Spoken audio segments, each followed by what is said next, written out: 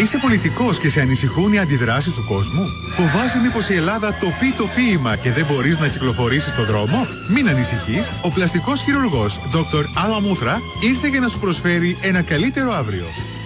Είναι τόσο άδικο. Δηλαδή, γιατί να κρύβεσαι από τον κόσμο επειδή χρεοκόπησες τη χώρα σου? Εγώ μαζί με το εξειδικευμένο επιτελείο μου μπορώ να σώσω τον Έλληνα πολιτικό.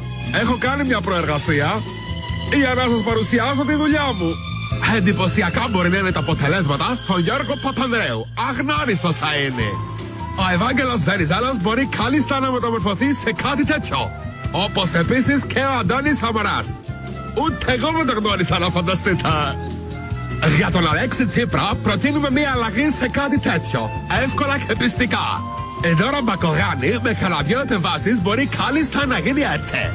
Και η Αλέκα Παπαρίγα αλλάζει στυλ σε κάτι πιο εντυπωσιακό και αέρινα. Και τώρα είναι κουέζα. Ποιος λέτε να είναι αυτός? Κι όμως είναι ο Άντωνης Γεωργιάδης. Πάθατε πλάκα? Τέλος, ο Τόντερος Παγκαλός με μια σύντομη επέμβαση μπορεί να γίνει κάπως έτσι.